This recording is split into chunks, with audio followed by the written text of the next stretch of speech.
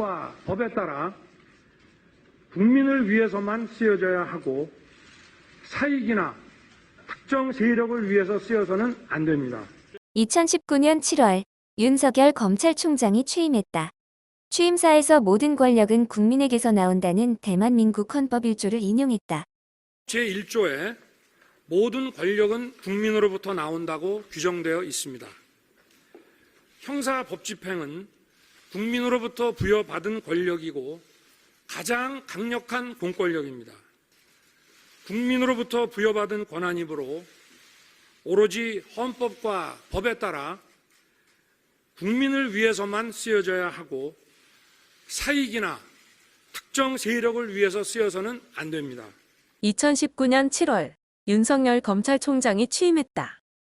취임사에서 모든 권력은 국민으로부터 나온다는 대한민국 헌법 제1조를 인용했다. 당시만 해도 자유민주주의와 시장경제 질서의 본질과 공정한 경쟁 질서 확립 같은 대목이 관심을 끌었다. 서울중앙지검장 시절 윤 총장이 삼성, 현대차 등 대기업 관련 수사에 쟁걸음을 내왔기 때문이다. 취임 이후 8개월 다시 보는 윤 총장의 취임사는 무척이나 의미심장했다. 지난 9일 MBC 스트레이트의 윤석열 장모 최씨 의혹 보도 이후 윤석열 총장과 검찰의 대응에 세간의 관심이 쏠리고 있다. MBC가 제기한 윤석열 장모 의혹들. 윤 총장은 왜 윤석열 총장의 법과 원칙, 장모에게도 통할까? 350억 은행 잔고 증명서 위조 사건의 공소시효가 2020년 4월 1일로 다가오면서 부랴부랴 의정부지검이 수사에 나섰다. 이어 경찰마저 사건에 뛰어들면서 침묵했던 언론들까지 이 사건을 팔로잉 중이다. 이미 수년 전부터 윤 총장의 장모 최아무 개씨로부터 피해를 입었다며 대검이나 사법검찰개혁위원회 등 국가기관에 진정서를 제출하고 언론의 피해를 호소했던 사건 관계자들 역시 일부 언론을 통해 목소리를 내고 있다. 윤 총장의 취임사가 의미심장한 것은 그래서다. 검찰권으로부터 개인의 사적 영역은 최대한 보호돼야 한다던 그 개인이 행여 장모 최 씨나 부인 김건희 씨는 아니었는지 의아해질 수밖에 없기 때문이다. 하지만 국민을 위해서만 쓰여야 한다던 그 검찰권을 윤 총장은 제일 먼저 조국 일가족 수사에서 가혹하게 휘둘렀다. 현 상황의 자업자득이란 평가가 공교롭다는 말이 나오는 것도 무리가 아니다. 장모 최 씨 관련 의혹의 사회에 윤석열이 연루된 것 아니냐는 오마이뉴스 보도가 나왔던 것이 무려 2012년 6월이다. 이렇듯 최 씨의 검찰 출석 여부에 관심이 쏠렸던 20일 오전 조 전 장관의 뇌물수수 사건 등에 대한 첫 공판 준비기일이 열렸다. 여러모로 검찰의 최 씨 수사와 동양대 표창장 수사가 비교될 만한 상황이다. 유사점이 뚜렷하다. 첫째, 최 씨도 정경심 동양대 교수 모두 사문서 위조 혐의를 받고 있다. 최 씨는 무려 350억에 달하는 은행 잔고 증명서 위조 의혹을 받고 있는 반면 정경심 교수는 동양대 표창장을 위조했다는 혐의로 기소돼 재판을 받고 있다.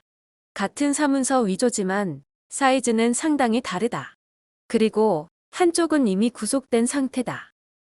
둘째, 공소시효 문제. 지난해 9월 검찰은 공소시효 만료 하루 전 정 교수를 소환조사 없이 기소했다. 오는 1일인 최 씨의 공소시효는 불과 열흘도 채 남지 않았다. 피고 발인 조사를 마친 의정부지검이 최 씨를 소환조사할지, 최 씨가 소환에 불응한다면 그대로 기소 여부를 결정할지도 주목된다. 셋째, 법무부 장관에 이은 검찰총장의 가족 수사다. 조국 사태 당시 검찰 수사의 정당성을 주장하던 이들은 법무부 장관과 그 가족들이 누구보다 법을 준수해야 하지 않느냐고 항변했다. 마찬가지로 윤석열 총장과 그 가족에게도 같은 잣대, 같은 법과 원칙을 적용해야 하는 것은 상식일 터다. 법무부 장관 인사청문회라는 시기적 차이만 있을 뿐이다. 최 씨 수사를 이대로 접는다면 검찰총장 윤석열이란 현관이후 때문이라는 의혹을 피할 수 없다. 취임사에서 검찰권이 사익이나 특정 세력을 위해 쓰여서는 안 된다던 윤 총장이 그간 반복해서 강조해왔던 법과 원칙을 존중하는지 이목이 집중되는 이유다. 반면 현재 수사 진행 상황만 놓고 보면 윤석열 검찰의 법과 원칙이 무용지물이 된 것 아닌가 하는 의심을 지을 수 없다. 조 전 장관 인사청문회가 열렸던 지난해 9월과는 여러 상황이 너무나 뚜렷이 차이 나기 때문이다. 먼저 화력의 차이. 검찰이 조국 일가족 수사에 투입했던 그 많은 수사 인력은 다 어디로 갔나? 동양대를 비롯해 수십 차례 압수수색을 벌이고 김경록 PB를 비롯해 수많은 참고인들을 소환 조사하던 그 검찰권은 왜 감감무소식인가? 시민들로부터 왜 검찰이 윤 총장 자택을 압수수색하지 않느냐는 비아냥이 나오는 것은 그래서다. 둘째, 피해자라 주장하는 고소고발인의 존재. 조국 일가족 수사 당시 검찰은 고소고발에 의한 수사라 어쩔 수 없었다는 입장이었다. 하지만 그중 실제로 피해를 입은 이들은 없었다. 모두 자유한국당 의원들이나 보수단체 회원들의 고소고발이었다. 보수야당과 보수시민단체의 고발장은 윤 총장이 인지수사를 진두지휘한 것 아니냐는 문제 제기에 대한 발뺌의 근거이기도 했다. 한편 동양대 표창장 위조 사건의 강력한 참고인이었던 최성해 총장은 최근 말을 바꾸기까지 했다. 하지만 최 씨 사건은 정대택 씨 등 피해를 주장하는 진정인들도 고발인들도 분명하다. 셋째, 언론과 정치권의 상이한 반응. 22일 고일석 전 중앙일보 기자는 페이스북을 통해 동양대 표창장 위조 의혹과 윤 총장 장모 최 씨 의혹이 최초 불거진 10일간 주요 14개 방송 언론의 보도량이 무려 18배가량 차이가 난다고 주장했다. 지난 16일 스트레이트의 후속 보도 이후 의정부지검과 대검이 입장을 밝히면서 보도량이 늘고 있다. 하지만 다수 언론의 침묵이나 외면은 두고두고 기억할 만하다. 법무부 장관 조국과 검찰총장 윤석열의 직접적인 차이가 무엇인지, 침묵의 배경이 무엇인지 궁금해진다. 보수야당 역시 철저히 침묵 중이다.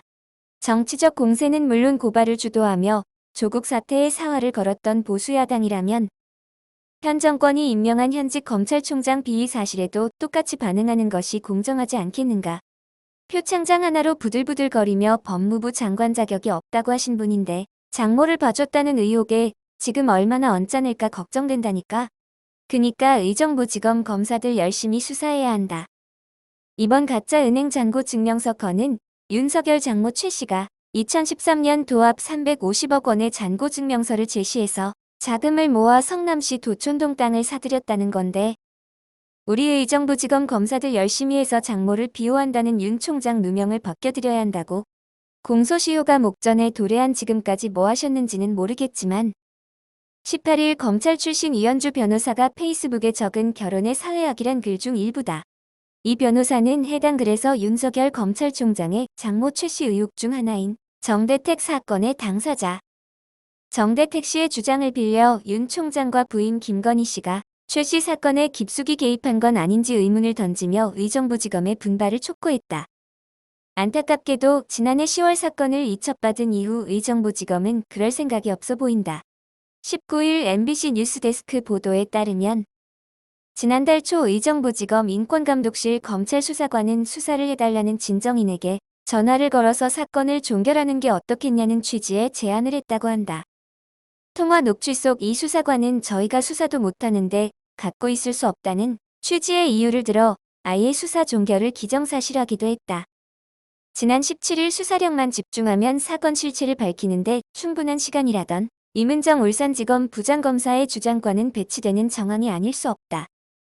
한편 21일 중앙일보는 주말판 중앙선대위의 윤석열 장모 잔고 증명서 받은 안 씨 같은 사건으로 징역형이란 기사에서 이 모든 의혹과 논란이 진정인의 일방적인 주장이어 최 씨도 피해자라는 취지의 최 씨 측 변호사 주장을 기사화했다.